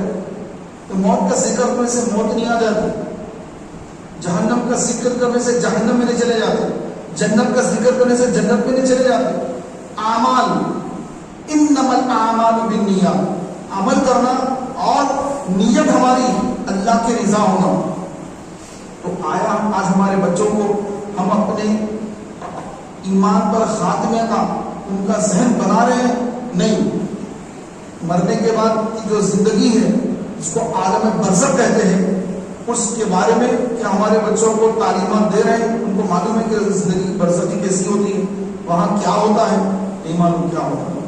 وہاں پر ایک ہوتا علیین, علیین ایک وہ مقام جہاں پہ مومنین ہوتے ہیں, ایک ہے سجین جیل جہاں پر عذاب ہوتا ہے, مردوں کو عذاب ہوتا ہے, سجین میں عذاب ان کو دیا جاتا ہے. ایک علیین میں ہے, اعلیٰ مقام پر پہنچ گئے کیونکہ ان کے اعمال اچھے تھے, نمازی تھے, دیندار تھے, قرآن پڑھتے تھے, قرآن پر عمل تھا. مرتے کے ساتھ ہی علیین میں مقام مل گیا ہوں, مزے میں. ایک ہے گناہگار, نہ نماز نہ روزہ, مرنے کے بعد ان کا سجین جیل ہے, وہاں پہ عذاب ہو رہا کے اوپر. تو کوئی راحت میں ہے تو کوئی عذاب میں ہے. حضور اسلام نے فرمایا کسی کی قبر جنت کا باغ یا جہنم کا گڑھا ہے. جنت کا باغ یعنی قبر بظاہر قبر ہے, ذرا آہستہ بات کریے, پیچھے جو بھائی ہیں ذرا آہستہ بات کریے, یہاں تک ڈسٹرب ہو رہا ہے. یہ جنت کا باغ یعنی قبر جو ہے وہ ایسا جنت کا باغ ہے کہ اس کے اندر جنت کی کھڑکی کھلی ہے. جیسے ایئر کنڈیشن لگ گیا, یہ دنیا والوں نے جو اے سی بنایا تو اسے کمرہ ٹھنڈا ہو جاتا ہے, آفس کمرہ وغیرہ وغیرہ ٹھنڈا ہو جاتا ہے, لیکن ہڈیاں کمزور ہو جاتی ہیں. اے سی میں رہنے میں ہڈیاں کمزور ہو جاتی ہیں. لیکن اللہ کی جو جنت ہے اس کی جو کھڑکی قبر میں کھلے گی تو وہ صرف ٹھنڈک ہی نہیں بلکہ جنت کی خوشبو بھی قبر میں آئے گی, ٹھنڈک بھی آئے گی, اور آدمی اتنا سکون سے سوئے گا تو فرشتے کہہ دیں گے کہ سو جا, ایسا سو جا جیسے پہلی رات کی دلہن سوتی ہے, مزے میں سو رہا ہے. نہ اس کو سانپ ڈستا ہے, نہ بچھو ڈنک مارتا ہے, نہ اس کو آگ ہے, نہ خبر دباتی ہے, بس اس کو نیند آ گئی, وہ سو رہا ہے مزے میں. اٹھے گا کب؟ قیامت کے دن. تم کہے گا کہ کیا قیامت آ گئی؟ ارے ابھی تو میں لیٹا تھا, صدیاں گزر گئی, صدیاں گزر گئی. اس کو ایسا دکھ رہا کہ ارے ابھی میں لیٹا تھا, قیامت آ گئی, ارے اٹھو پھر میرا کہا جنت میں میرا مقام. فرشتوں نے کہا کہ جنت میں فلاں مقام ہے، اب مجھے جنت میں جانا ہے. تو وہ اٹھ گیا سیدھا اور اس کو سبحان اللہ اولیاء کی جماعت میں سے تھا. عرش کا سایہ بھی مل رہا ہے، حضور کے ہاتھوں سے آب کوثر بھی مل رہا ہے، سیدھا ہاتھ میں اعمال نامہ مل رہا ہے، پل صراط پر تیزی کے ساتھ گزر رہا ہے. جب نیکیاں گناہ تولے جا رہے ہیں، نیکیوں کا پلڑا بھاری ہے، مزے میں ہے. زندگی گزاری 70-80 سال، قبر میں ہزاروں سال سویا، حشر کا دن 50,000 سال کا دن اس کے لیے 5 منٹ میں گزر گیا. اب جنت اس کا دائمی ٹھکانہ بن گیا جس میں سے کبھی اس کو باہر نکالا نہیں جائے. تو یہ ہمارے بچوں کو معلوم نہیں. پر ایک ہے سجین عذاب جب دیا جاتا ہے کہ اگر وہ گناہ گار تھا، بے نمازی تھا، روزے نہیں رکھتا تھا، زکوٰۃ پوری ادا نہیں کرتا تھا، حج زندگی میں ایک مرتبہ فرض ہے، حج فرض ہونے کے بعد حج نہ کرے، آقا نے فرمایا کہ وہ یہودی ہو کے مرے یا نصرانی ہو کے مرے. جو قربانی نہ دے، عید کی قربانیاں ہوتی، بعض لوگ جو ہے میں پیسے زیادہ ہو جائے میں قربانی نہیں دیتا ہوں، پیسے بچانے کے لیے بعض لوگ قربانیاں بھی نہیں دیتے. تو میرے آقا علیہ السلام نے فرمایا اللہ نے جس کو وسعت دی اگر وہ قربانی نہ کرے ہماری عیدگاہ کے قریب نہ آئے، ہماری عیدگاہ کے قریب ہی نہ آئے وہ بندہ. تو پیارے بھائیوں، بعض لوگ ہیں حج پہ نہیں جاتے، بعض لوگ جو پوری زکوٰۃ نہیں دیتے، ان کا حساب کریں گے اگر لاکھوں نہیں کروڑوں میں کی زکوٰۃ نکلتی ہے. کسی کی 10 کروڑ کی زکوٰۃ نکل رہی ہے، کسی کو 20 کروڑ کی زکوٰۃ نکل رہی ہے. کہاں بانٹیں گے؟ کام کرنے والوں کو تھوڑے بہت پیسے دیتے ہیں، اب کوئی کچھ مانگ لیا بیچارہ تو اس کو کچھ دے دیا، حساب نہیں، بس بد کو ٹھیک کر کے ایسا دیتے کہ بہت کچھ دے رہے بھائی. ارے یہ ایسا نہیں ہے، یہ دینا ہے پورا آپ کو، حساب کرنا ہے. آپ نہیں کریں گے حساب، کل اللہ حساب آپ کے سامنے رکھے گا. قیامت کے دن آپ کے سارے مال کا حساب ہوگا، کتنے مال کی کتنی زکوٰۃ نکلتی تھی، کتنا عشر نکلتا تھا. عشر کے بارے میں لوگوں کو نہیں معلوم. جیسے فصل ہوتی ہے، کھیتی باڑی ہوتی ہے، جس لوگ گاؤں میں رہتے ہیں، گاؤں والوں کے پاس اکثر زمینیں ہوتی ہیں، زمینوں میں ان کے پاس فصل آتی ہے، دھان کی فصل، مکئی کی فصل، مرچی کی فصل، یہ بھٹے ہوتے ہیں، بہت ساری چیزیں ہوتی ہیں، دالیں ہیں، جوار ہے، گیہوں ہے، گنا ہے، فصل آتی ہے. تو ہر فصل پر عشر دینا پڑتا ہے. عشر کیا ہے؟ جیسے آپ کا کھیت ہے، اب وہ کھیت میں جو ہے برسات ہوتی ہے، برسات سے اس کی فصل ہو جاتی ہے، آپ کو الگ سے بور لگا کر پائپ لائن سے موٹر سے پانی دینے کی ضرورت نہیں ہے. برسات کے پانی سے آپ کی فصل طے ہو جاتی، فصل ہو جاتی ہے، آپ کو پانی ڈالنے کی ضرورت نہیں ہے. تو اس پہ جو ہے نصف عشر دینا ہوتا ہے. اور آپ اگر پانی خود بور لگا کر موٹر لگا کر پانی لے کر آپ پائپ لائن سے پورے کھیتوں کو سیراب کرتے ہیں تو اس پہ عشر دینا ہے. عشر یعنی مثال کے طور پہ آپ کی جو فصل آئی 1 لاکھ کی فصل آئی، 1 لاکھ کی فصل آئی، 1 لاکھ میں سے 10واں حصہ، اشرا کہتے ہیں 10 کو عربی میں. عشر عشر سے عشر ہے 10%. 1 لاکھ روپے کی فصل آئی، آپ کو 10,000 روپے اس کے زکوٰۃ میں دے دینا ہے. اور اگر یہ کب ہے؟ جب آپ جو ہے آپ کی فصلیں جو اوپر سے آ رہی ہیں یعنی بارش ہو رہی ہے اس سے ہو رہا ہے، لیکن فصل جو ہے آپ کو پانی لگا کر بور پہ بھی خرچہ آ رہا آپ کا، پھر موٹر پہ خرچہ آ رہا، کرنٹ کا خرچہ آ رہا، تو اس میں نصف عشر آپ کو دینا ہے. اس پہ خرچہ ہے اس میں آدھا، اس پہ خرچہ نہیں ہے اس میں پورا آپ کو 10% دینا ہے. تو کئی جگہ پہ جو مسلمانوں کی فصلیں ہیں، ان کی زمینیں ہیں، کھیتی باڑیاں کرتے ہیں، گاؤں کے مسلمان کھیتی باڑی کرتے ہیں، ان کو عشر کے بارے میں پتہ ہی نہیں، نہ ان کے دادا دیے، نہ ان کے دادا کے دادا دیے، نہ اب وہ دیتے ہیں. کیوں؟ گاؤں دیہات میں اکثر جو ہے کوئی معلومات والے لوگ ہوتے ہیں، علماء ہوتے نہیں وہاں پر، اور کئی لوگ ایسے ہیں جن کو اس کے بارے میں پتہ ہی نہیں چلا، ان کی ساری زندگیاں گزر گئی، وہ مر کر خبروں میں چلے گئے، لیکن ان کو عشر کے بارے میں کبھی انہیں سنا ہی نہیں کہ عشر کیا ہے، یہ ہر فصل پہ دینا ہے یا سال میں دینا ہے. زکوٰۃ سال میں 1 مرتبہ ہے. اور عشر کب ہے؟ جب فصل آئی جب دینا ہے، چاہے فصل 3 مہینے میں آ جائے، 6 مہینے میں آ جائے، جب فصل آئی اس کا عشر دینا. اب اس سٹی کے لوگوں کو یہ کچھ سمجھ میں نہیں آتا بھائی یہ سب کیا ہے. بھائی جاب پہ گیا تھا صبح میں آیا تک 8 بج گئے 9 بج گئے. یہ جاب کے سٹی کے مسئلے الگ ہوتے ہیں.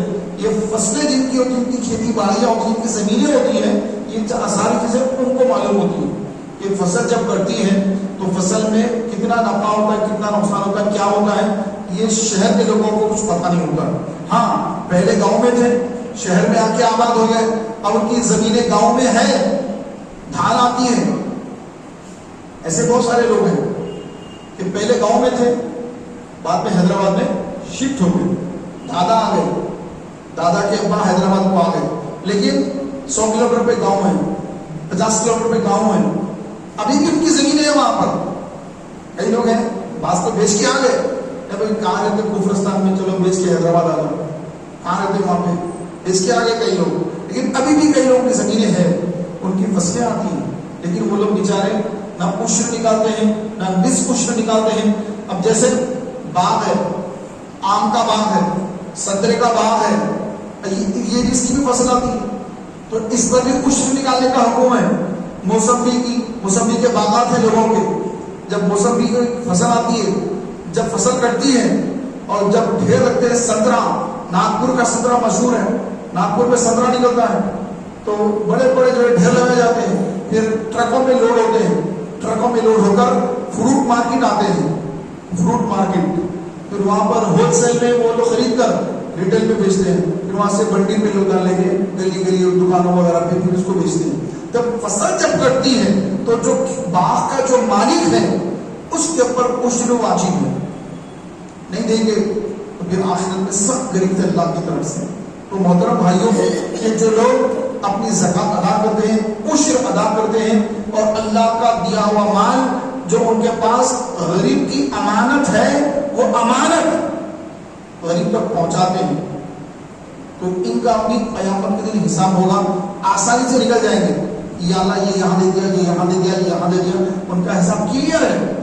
اب بعض لوگوں کا حساب پیچیدہ ہے، حشر کا میدان ہے، اب پیچیدہ حساب لے کے بیٹھے ہیں، اس کو دیا پھر جو ہے اس سے سود کے طور پہ پیسے پھر لیا. آج کل سود چل رہا ہے، لوگ جو غریب آٹو والوں کو سود دے رہے ہیں، انٹرسٹ 1 لاکھ دیے، ہر مہینے دینا بھیا.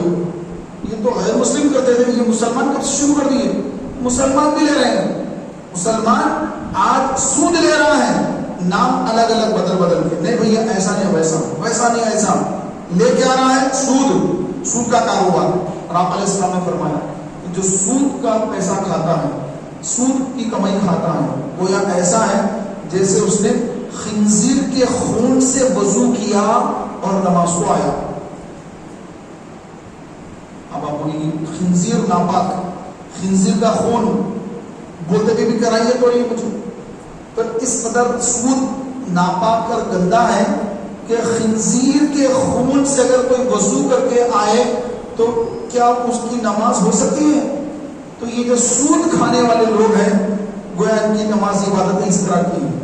حشر کا میدان ہوگا اور یہ عذاب الہی کے مستحق ہوں گے کہ انہوں نے سود لیا، تو ان کی نہ نماز ہے نہ ان کے روزے ہیں. یہ سود کی کمائی سے سحریاں کریں گے، رمضان میں افطار کریں گے. لوگوں کو نہیں کراتے سحریاں، افطار کراتے ہیں، لوگوں کے گھروں میں مسجدوں میں افطاریاں بھیجتے ہیں، سحریاں کراتے ہیں. سود کا کاروبار ہے. اب مسلمانوں کی سحریاں برباد کرتے ہیں، لوگوں کی افطاریاں برباد کرتے ہیں. تو اگر آپ کو معلوم ہو جائے کہ فلاں شخص سودی کاروبار کرتا ہے، ہرگز اس کی آپ افطار مت کیجیے اور روزہ برباد ہو جائے گا. اس کی سحری مت کریے، آپ کا روزہ نہیں ہوگا. ہاں اپنے کو نہیں معلوم کہ وہ سود کا کاروبار کرتا نہیں کرتا، کچھ نہیں معلوم. کوئی عام ہے لا کے مسجد میں کچھ افطار کے لیے کچھ دے دیا تو ہمیں نہیں معلوم کہ وہ کیا کاروبار کرتا ہے، تو اس میں کوئی مذاق نہیں. لیکن آپ کو معلوم ہے کہ ارے یہ انہوں تو سود کا کاروبار کرتے، میرے دوست ان کے پاس سے سود لیا تھا تو اتنا ان کو پریشان کرے ہو، یہ سود خور یہ صاحب. اب رمضان میں ٹوپی وغیرہ پہن کے، داڑھی تھوڑی بڑھ جاتی ہے اتنی، کرتا وغیرہ پہن کے، پیجامہ پہن کے، بڑے دیندار بن کر کے وہ آ جاتے ہیں. ایسے لوگوں کا نہ آپ نے مال قبول کرنا ہے اور نہ ان کے مال، ان کے کھجوروں سے نہ روزہ افطار کرنا ہے. لیکن یہ لے کے جائیے آپ، یہ ہم کو نہیں چاہیے. آپ یہ جو ہے آپ سود خور مشہور ہے، ہم سود خور کا ہم اپنے مسلیوں کو سود خور کے مال سے افطار نہیں کرائیں گے، آپ جہاں جہاں جا کے دیجیے، ہم قبول نہیں کریں گے اس کو. اب بتائیے اس کو کہ اس کو احساس ہو کہ مسجد سے مجھے ٹھکرا دیا گیا، اس کو شرم محسوس ہو کہ تاکہ وہ توبہ کرے. ایسا نہیں کہ بھائی لا کے ذرا اچھا ہے چلو لا کے افطار کرا دیجیے بہت اچھا ہے، تو پھر وہ بولے گا دیکھیے اتنا مال میں کما رہا ہوں، اللہ کے نام بھی دے رہا ہوں، آخر بھی بن رہی نہیں، تو آخر تو ہمارا کچھ نہیں بن رہی ہے. بلکہ پیارے بھائیوں ہمارے آقا اسلام نے ارشاد فرمایا کہ جو حرام مال سے اپنے خون کو بڑھائے، یعنی اس کا گوشت اس کا خون حرام مال سے پیدا ہو کے بڑھ رہا ہے، تو پھر وہ پہلے جہنم کی آگ میں جلے گا. اور جتنا حرام مال سے گوشت بنا خون بنا تو وہ سب سے پہلے جہنم کی آگ میں اللہ اس کو جلائے گا، کیونکہ حرام سے بنا ہوا ہے تو پہلے آگ میں جلے گا. اور اس کے بعد جب وہ جو گوشت اور وہ خون جہنم کی آگ جلا کر اس کو بھسم کر دے گی، پھر اس کے بعد اس کی جب سزا مکمل ہوگی اللہ اس کو پھر وہاں جہنم سے نکالے گا. تو نہ اس کے جسم پر ہڈی کے علاوہ نہ گوشت ہے نہ جسم میں خون ہے، کیونکہ وہ سارا گوشت اور سارا خون حرام کا تھا، اس لیے جہنم میں جل گیا. اب کتنے سالوں میں جلے گا وہ تو خدا جانے.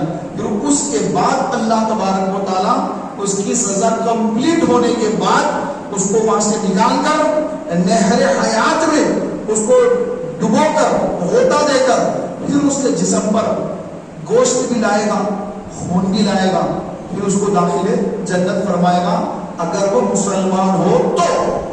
شرط ہے وہاں مسلمان مرنا. اگر ایمان پر خاتمہ ہی نہیں ہوا، مسلمان ہی نہیں مرا، تو پھر مدت ہو کے ہمیشہ کے لیے جہنم میں. اور فرمایا گیا کہ جو قطعی حرام چیز کو صدقہ سمجھ کر صدقہ کرے گا کافر ہو جائے گا. مثلا شراب، جس کے بارے میں آقا نے فرمایا شراب پینے والا، شراب بیچنے والا، شراب دینے والا، شراب اٹھا کر لے جانے والا، یہ تمام کے تمام شراب پینے والے کے زمرے میں داخل ہے. آپ بولے نہیں میں تو خالی بیچ رہا ہوں، آپ بولے نہیں میں تو ویٹر ہوں اور لوگ شراب پینے آتے تو میں بوتل لے جا کے صرف ان کے سامنے رکھتا ہوں، پیتا نہیں ہوں، بس لے جا کے سامنے رکھتا ہوں. کوئی بولے میں تو صرف ایک بار چلاتا ہوں، ہوٹل چلاتا ہوں، پیتا نہیں. یاد رکھیے پیارے بھائیوں، پینے والا جس طرح گناہگار ہو رہا ہے، بیچنے والا، لانے والا، دینے والا، اٹھانے والا سب برابر کے گناہگار. اب اس سے جو رقم حاصل ہوئی، اب یہ حلال ہے کہ حرام؟ حرام، قطعی حرام. اب وہ قطعی حرام مال کو اگر وہ بولے گا کہ میں اس کو مسجد میں لے آ کے جو مسجد کا کام کراؤں گا، اس سے مسجد میں فین لگاؤں گا تاکہ مجھے ثواب ملے، جانی مال بچھاؤں گا تاکہ مجھے ثواب ملے، یا میں یہ پیسوں سے کسی غریب کی مدد کر دوں گا تاکہ اللہ مجھ سے راضی ہو، مجھے ثواب دے، اللہ تعالیٰ میری بخشش کر دے. تو اگر وہ صدقہ سمجھ کر اگر اللہ کی راہ میں دے گا، صدقہ سمجھے گا، قطعی حرام جو نص قطعی سے ثابت ہے، جو قرآن سے ثابت ہے، جو حرام ہے، وہ کمائی اگر وہ صدقہ سمجھ کے دے گا اسی وقت کافر ہو جائے گا، کافر ہو جائے گا. کیونکہ جس کو قرآن نے حرام قرار دیا وہ اس کو جو ہے ثواب کا باعث سمجھ رہا ہے تو اسلام سے خارج ہو جائے گا. تو محترم بھائیوں، تو یہ ایمان ہی نکل گیا اگر، تو پھر اس کا ہمیشہ ہمیشہ کے لیے ٹھکانا جہنم ہی ہے. کبھی اس سے راحت نجات کبھی ملنے والی نہیں ہے. جیسے ایک غیر مسلم مرتا ہے جس کو جلا دیا جاتا ہے، جیسا وہ ہمیشہ ہمیشہ آگ میں رہے گا، جہنم میں رہے گا، کبھی اس کو نجات نہیں ملے گی. صدیاں گزر جائیں گی، صدیوں پہ صدیاں گزر جائیں گی، اس کو نجات نہیں ملے گی. اسی طرح اس بندے کا حال بھی ہوگا جو اللہ کے کلام قرآن مجید میں جس کو اللہ نے حرام فرما دیا ہے اس سے پیسہ کمائے اور صدقہ سمجھ کر ثواب کی نیت سے صدقہ کرے، اسی وقت کافر ہو جائے گا. اس کی بیوی بھی نکاح سے نکل گئی، حج کرا، عمرے کرا، روزے رکھا، نمازیں پڑھی، سب ختم ہو گئے. اگر اللہ اس کو ہدایت دیا، توبہ کر کے کلمہ پڑھ لیا اور پھر وہ گناہوں سے توبہ کر لی، تو سارا مال آگ لگا کے مال کو جلا دیا کہ یہ حرام کا مال مجھے نہیں چاہیے، میں اپنے ہاتھوں سے محنت کر کے کماؤں گا، حلال روزی کھاؤں گا، تو پھر اس کے لیے توبہ کا دروازہ کھولا ہوا ہے. پھر اپنی بیوی سے دوبارہ تجدید نکاح کو رینیول کرنا پڑے گا. کسی پیر کامل سے بیعت تھا، بیعت بھی ٹوٹ گئی، کیونکہ جب کفر ہوتا ہے تو اسلام بھی گیا، بیوی بھی ہاتھ سے نکلی، بیعت بھی ٹوٹ گئی، سب رینیول کرنا پڑے گا. تو میرے پیارے بھائیوں، ہمارا جو ایمان ہے یہ ہماری سب سے بڑی دولت ہے، اس کی حفاظت فرض ہے. جان جاتی جائے ایمان نہ جائے. جان اللہ کے نام پہ قربان کرنا یہ تو صحابہ کا طریقہ رہا ہے.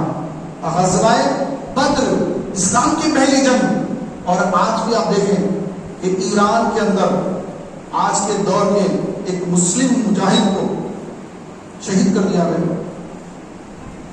یہودیوں نے میزائل کے ذریعے ایران میں رہنے والے، ایران کو گئے تھے، فلسطین کے تھے، ایران گئے تھے، اسماعیل ہنیہ رحمت اللہ تعالی تو شہید ہے. تو آج بھی جو ہے یہ شہادتوں کا سلسلہ جاری ہے، یہ بدر سے جاری ہے، ابھی بھی ہے، قیامت تک ہوتا رہے گا. یہ جنگیں چلتی رہیں گی، مسلمان جام شہادت پیتے رہیں گے، لیکن اپنا ایمان نہیں بیچیں گے. ایمان نہیں بیچیں گے. یہود کے ہاتھ پر ایمان نہیں بیچیں گے، نصارہ کے ہاتھ پر ایمان نہیں بیچیں گے. مر جائیں گے لیکن ایمان نہیں بیچیں گے. رسول اللہ کو منہ دکھانا ہے، امام حسین ان کو منہ دکھانا ہے، شہید کربلا کو ہم نے منہ دکھانا ہے. تو ہم کسی کے آگے جھکنے والے نہیں ہیں، بلکہ جام شہادت نوش کر لیں گے، شہید ہو جائیں گے. اور شہید ہونے والے کے لیے رب تعالیٰ نے فرمایا وَلَا تَقُولُوا لِمَن يُقْتَلُ فِي سَبِيلِ اللَّهِ أَمْوَاتٌ بَلْ أَحْيَاءٌ وَلَٰكِن لَّا تَشْعُرُونَ. کہ جو اللہ کی راہ میں مارے جائیں انہیں مردہ نہ کہو، وہ زندہ ہیں، بلکہ تمہیں شعور نہیں. تو اللہ نے ان کو ابدی زندگی عطا فرمائی. ان کی زندگی الگ ہے، ان کے معاملے الگ ہیں. اللہ نے فرمایا کہ مردہ مت کہو، وہ زندہ ہے، تمہیں شعور نہیں، تم سمجھ نہیں سکتے کہ ان کی کیسی زندگیاں ہیں. اللہ نے شہید کو مردہ کہنے سے قرآن میں منع کر دیا. اسی لیے فرمایا گیا کہ ہم امام حسین جو زندہ جاوید ہے ان کا ماتم نہیں کرتے، کیونکہ امام حسین زندہ ہے، ہم زندوں کا ماتم نہیں کرتے. محترم بھائیوں، ایمان کی حفاظت، ایمان پر خاتمہ، اولیاء کرام ہمیشہ ایمان کی حفاظت کی دعائیں کرتے رہے. ہمارے غوث اعظم، ہمارے پیر و مرشد سیدنا غوث الاعظم شیخ عبد القادر جیلانی رضی اللہ تعالی عنہ، آپ نے فرمایا کہ جس دن میرا خاتمہ ایمان پر ہوگا وہ میرا عید کا دن ہوگا. یہ کون فرما رہے ہیں؟ پیدائش ولی جنہوں نے 40 سال تک عشاء کے وضو سے فجر کی نماز ادا فرمائی، رات بھر عبادت، ہر رات قرآن ختم کیا، تو فرما رہے ہیں کہ میرا عید کا دن وہ ہے جب میں اپنا ایمان سلامت لے کر اس دنیا سے رخصت ہو جاؤں. یعنی میرا خاتمہ ایمان پر ہو، میں مسلمان مروں اگر تو میرا عید کا دن ہے. اتنا ایمان کی حفاظت کا ذہن ہے سیدھا غوث اعظم کا یہ فرمان کہ میرا عید کا دن وہ ہے کہ جب میں ایمان سلامت لے کے دنیا سے رخصت ہو جاؤں. آج ہمارے مسلمانوں کو دعا کرنے کا بھی وقت نہیں کہ یا اللہ میرا خاتمہ ایمان پر کرنا، مجھے اسلام پہ موت دینا کہ میں مروں تو مسلمان مروں، کہ مسلمان مرنے پر ہی سب کچھ ہے، باقی تو موت تو ہر ایک کو آئے گی. یہود بھی مریں گے، نصارہ بھی مریں گے، کفار مشرکین سب مریں گے. مرنا تو ہر ایک کو ہے، موت تو ہر ایک کو آئے گی، کوئی بچنے والا نہیں ہے. چرین پرین حیوان جنات شیطان کو بھی موت آئے گی، ارے موت تو سب کو آئے گی، لیکن کون سی موت؟ ایمان کی موت. ایمان کی موت یہ حقیقت میں کامیابی والی موت ہے. یہ موت ایمان کی موت، اگر مسلمان ایمان لے کر مر گیا تو اس کے لیے آقا علیہ السلام نے فرمایا کہ میری امت کے لوگ گناہگار ہو کر قبر میں جائیں گے، لیکن جب قبروں سے اٹھیں گے تو گناہوں سے پاک و صاف کے اٹھیں گے.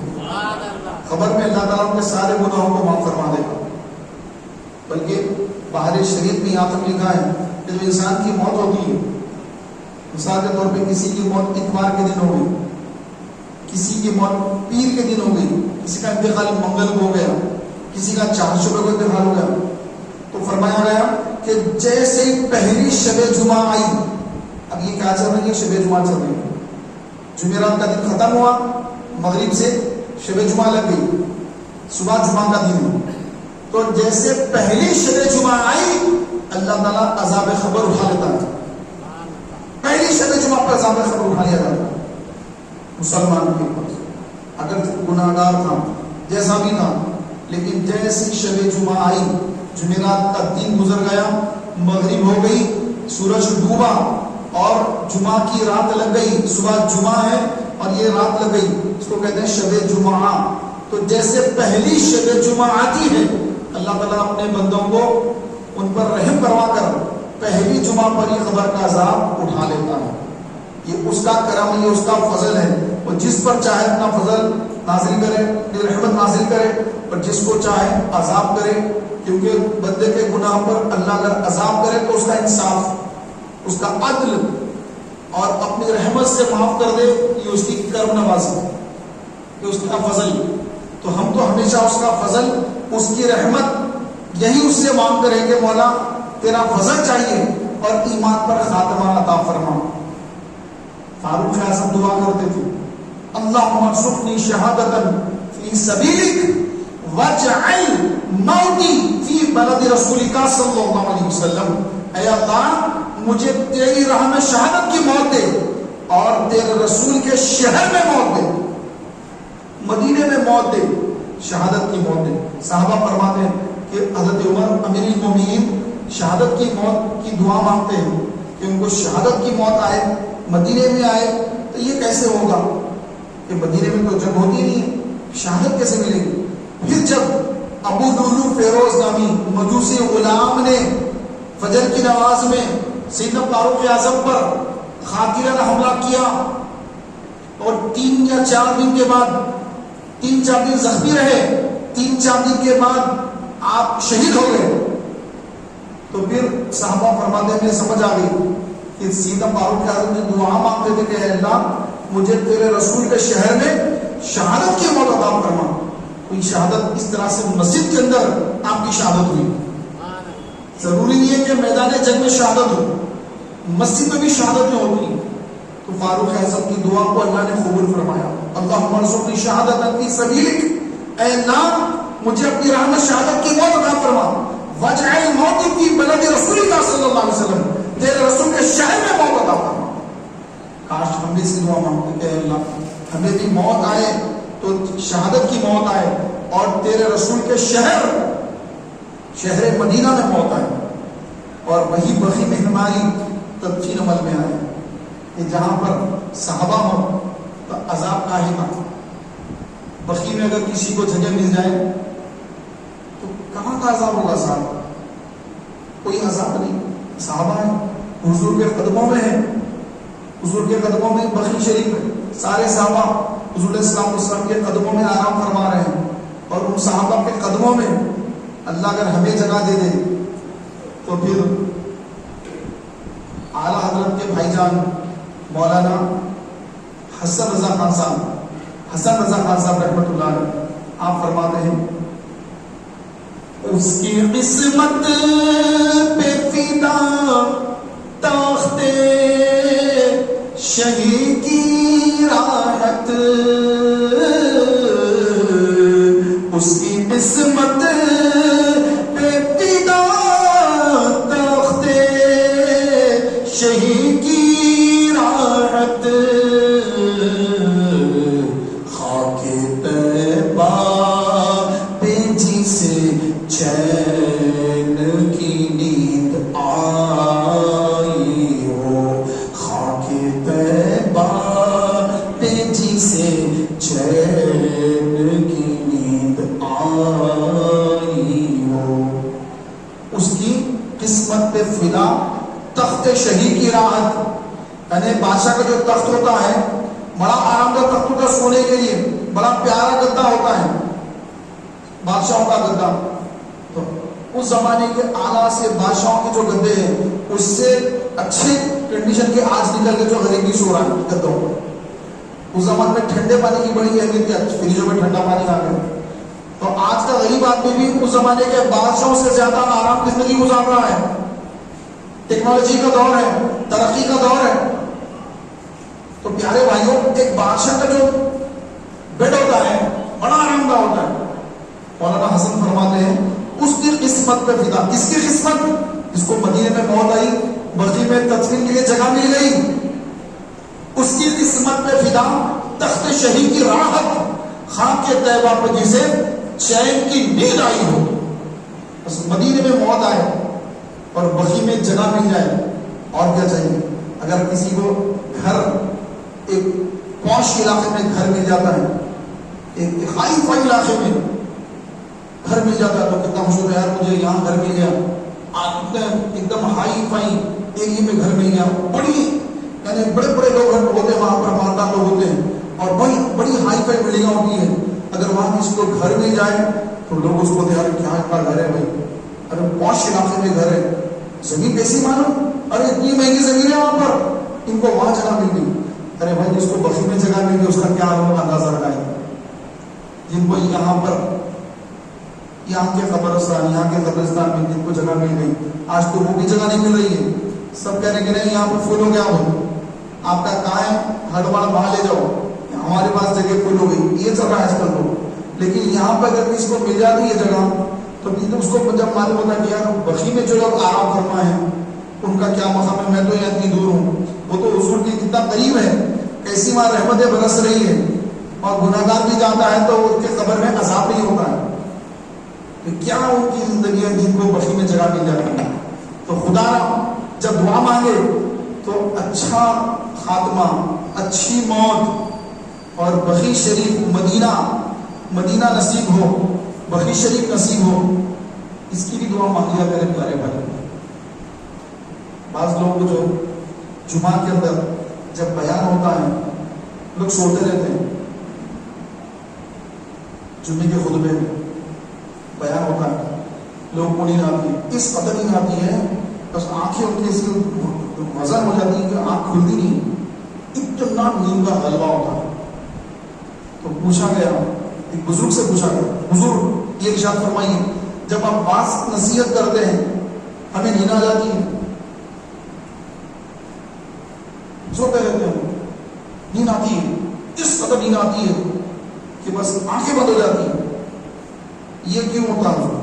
تو اللہ کے ولی نے فرمایا کہ بات دراصل یہ ہے کہ جب اللہ اس کے رسول کا ذکر ہوتا ہے تو جنت کی ٹھنڈی ٹھنڈی ہوائیں اس محفل کی طرف آتی ہیں, تو وہ ٹھنڈی ہواؤں سے بندے کو نیند آ جاتی ہے. آدمی جو ہے چاہتا کہ یار بیان چل رہا ہے کب ختم ہوگا, جانا تھا, تو وہی بات آتی ہے, وہ سو جاتا ہے. ابھی بھی بندوں کو نیند آ رہی ہے, آ رہی نا, پاس کو آ رہی ہے. آپ مجھے دیکھ رہے, میں آپ سب کو دیکھ رہا ہوں, تو مجھے معلوم کس کس کو نیند آ رہی ہے یہاں پر, اس لیے میں اس کا ذکر چھیڑ دیا. اب وہ سمجھ رہا, میں سمجھ رہا ہوں, باقی نہیں سمجھ رہے دوسرے. تو پیارے بھائیوں یہ فرمایا, انہوں نے فرمایا حضرت یہ تو نہیں آئی, صحیح سمجھ میں آ گیا, ٹھیک ہے, لیکن جب کوئی گناہگاری کی بات ہوتی ہے, اس کی بات ہوتی ہے, ہماری نیند غائب ہو جاتی ہے, ہم بڑے حشار بشار سنتے ہیں. تو فرمایا کہ جہنم کی کھڑکی کھل جاتی ہے کہ گرمی تپش آتی ہے, تو تپش میں نیند ہو جائے گی. لیکن کبھی آپ گندی گندی باتیں ہو رہی ہیں, ارے وہاں پہ ایسا ہے, وہاں پہ یوں ہے, یہاں پہ یوں ہے, وہاں پہ یوں ہے, تو آپ کی طرح سنے گا اچھا ایسا ہے وہاں پہ, ہاں اچھا وہ کیسا جاتے وہاں پہ, کون کون آتے وہاں پہ, وہاں کیا ہوتا. نیند پوری چلے گی اس کی, اب بالکل الرٹ ہو گیا, میں بھی جا سکتا ہوں, کیا نہیں جا سکتا ہوں, ہے کیا کچھ چانس اپنا بھی, نہیں جا سکتے, نہیں جا سکتے اپن بھی. اب ان میں لگ جاتا ہوں کیا کروں کیا نہیں کروں, میرے سے بھی کچھ ہو سکتا ہے, نہیں یہ نہیں کرنا ہے, نہیں ایک بار کر لیں گے. آخر معلوم تو ہوتا کیا آخر وہاں پہ کیسا رہتا, فلاں جگہ پہ ایسا ہوتا, یہاں ایسا ہوتا, وہ نیند وغیرہ سب چلے جاتے, ابھی دیکھے سب فریش ہو جاتے ہیں, وہ سب چلے جاتا. کیوں؟ جہنم کی کھڑکی گرمی تپش آتی نا, تو پھر آدمی ٹھنڈک چلے جاتی آدمی. تو پیارے بھائیوں اللہ کا جب ذکر ہوتا ہے, رسول کا جہاں ذکر ہوتا ہے، آقا علیہ الصلوۃ والسلام نے کیا فرمایا؟ انبیاء کا ذکر عبادت ہے، اولیاء اللہ کا ذکر گناہوں کا کفارہ ہے. یعنی ہم سے جو گناہ ہو گئے وہ گناہ کیسا بولتے ہیں؟ ہم اولیاء اللہ کا ذکر کریں گے تو یہ ہمارے وہ گناہوں کا کفارہ ہو جائے گا. اور انبیاء کا ذکر کریں گے، امام الانبیاء ہمارے آقا علیہ السلام اور دیگر انبیاء علیہ السلام کا ذکر کریں گے تو ان کا ذکر کرنا خود عبادت ہے. اور ان کی امت میں جو اولیاء کرام ہیں ان کا ذکر کرنا یہ ہمارے جو پہلے کے گناہ ہیں ان گناہوں کا کفارہ ہے. وہ گناہ مٹ رہے ہیں. ہم بزرگوں کا ذکر کر رہے ہیں، غوث کا ذکر کر رہے ہیں، ہم غریب نواز کا ذکر کر رہے ہیں، ہم خواجہ بندہ نواز کا ذکر کر رہے ہیں، ہم بابا فرید الدین گنج شکر کا ذکر کر رہے ہیں، نظام الدین اولیاء کا ذکر کر رہے ہیں. اولیاء کرام لاکھوں میں ہیں. ہم جن جن بزرگوں کا ذکر کرتے رہیں گے سابقہ گناہ ہمارے معاف ہوتے رہیں گے، گناہوں کا کفارہ ہوتا رہے گا. کتنی بڑی بات ہے.